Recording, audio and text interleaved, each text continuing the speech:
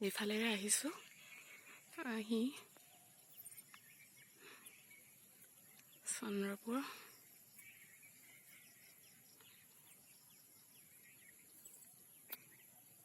ইমান ধুনীয়া ধুনীয়া ঠাই আছে চন্দ্ৰপুৰখনত মানে আপুনি চাই শেষ কৰিব নোৱাৰে ইমান ধুনীয়া ধুনীয়া ঠাই আছে আগতে আহিছোঁ ভিডিঅ' কৰা হোৱা নাই কিন্তু আজি ভাবিলোঁ কৰোঁ মোৰ লগতে সকলোৱে উপভোগ কৰিব পাৰিব খুব সুন্দৰ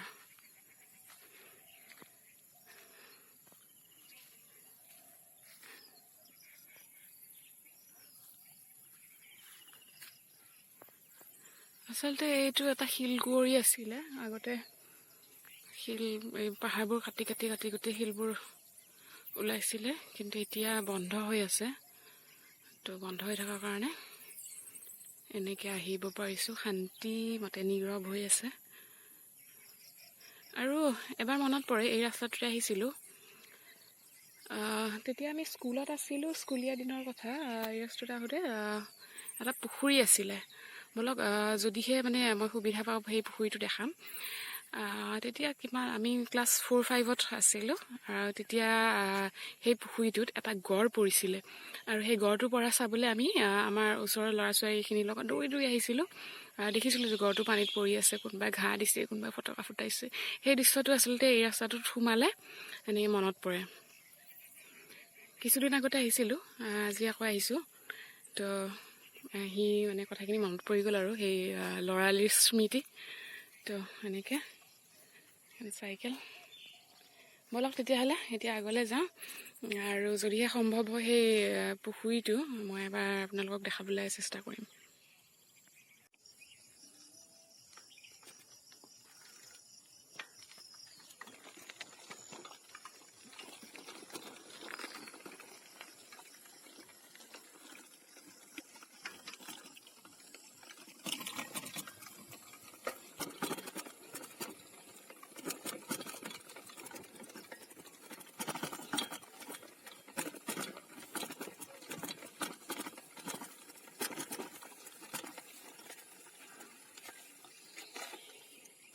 এই পুখুৰীটো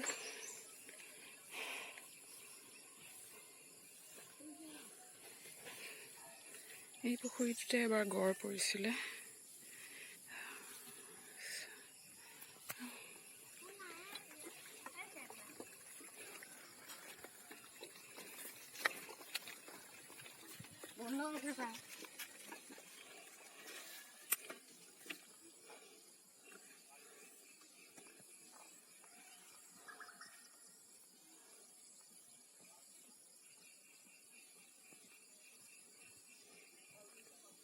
মনত পৰে স্কুলীয়া দিনত এই পুখুৰীটো চাবলৈ আহিছিলোঁ সেই শিলবোৰ থকা ওচৰত এটা গড় পৰি আছিল পিছত বাৰু উঠাইছিলে ফটকা ফুটাই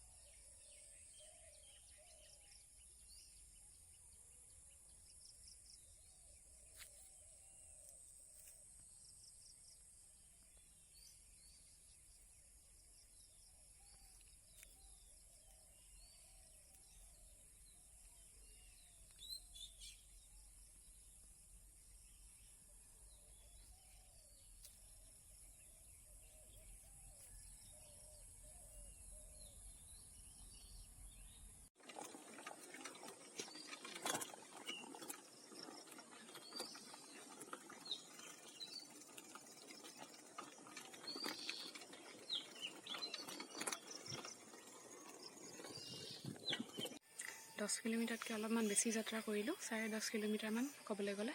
তো এতিয়া ঘৰ আহি পাইছোঁ। চ' ৰাইজসকল এতিয়ালৈ বাই বাই, আহিছোঁ, পুনৰ লগ হ'ম।